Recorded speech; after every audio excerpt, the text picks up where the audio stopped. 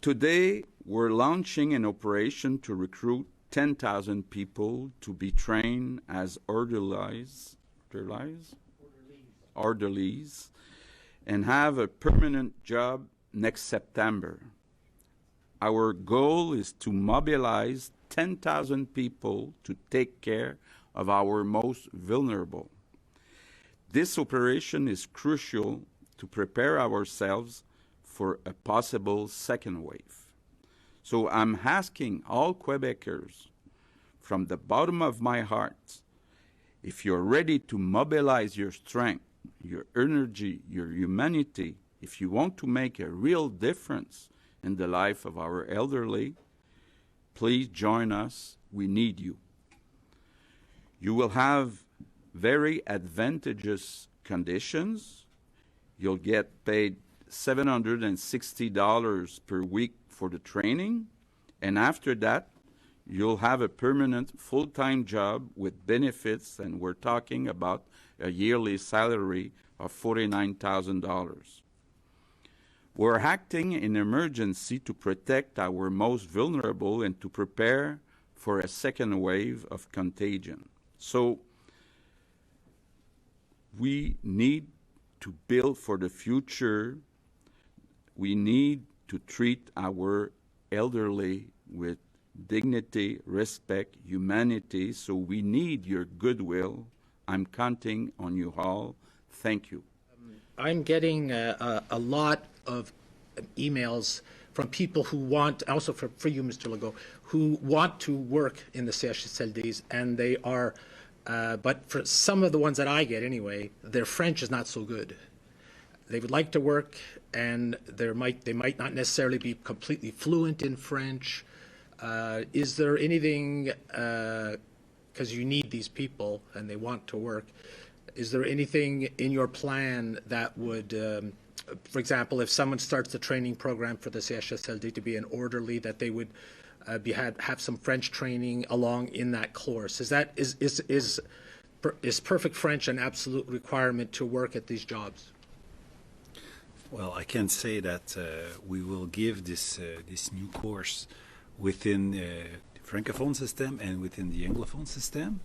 And it's not built in this course to have some French lesson within the 375 hours, but maybe we could look at something if we want to help English-speaking people to get some jobs in maybe some Francophone CHSLD. Look, I think it would be a good avenue to look at.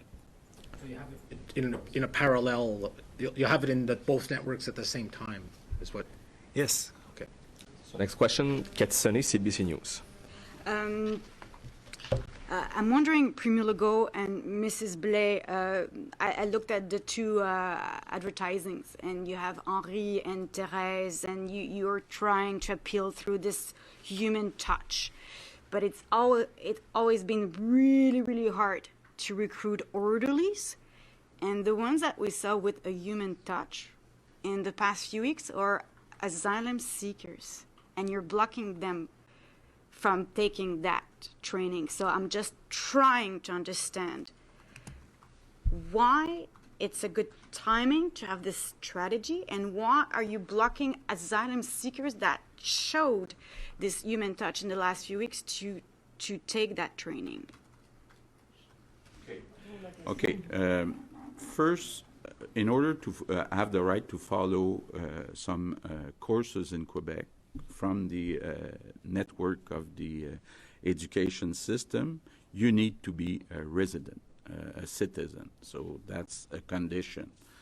Second, I want to say that the ones that are already trained and worked in our CHSLD for the last few months, we're open one by one to accept them as immigrants. All right, we said that, continue to say that.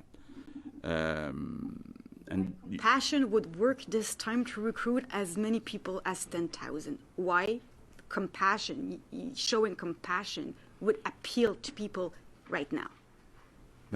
We're talking about asylum seekers? In general, what the strategy to use this human touch, this compassion would work now in 2020 after this in this midst of pandemic?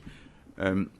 I think that in adding 10,000 people, it will mean that the work will be better conditions. If you're 10,000 more people working in CHSLD compared to the actual number, it means that the workers, the new and the former workers, they will have more time for each resident. So it means that it's a situation where it's a better job, the better working conditions. So I think that's important because in the past, some people, they didn't want work in the CHSLD because they knew that there were very important shortages of employees, so they had to run like crazy. With an additional 10,000 people trained, I think that the work will be easier.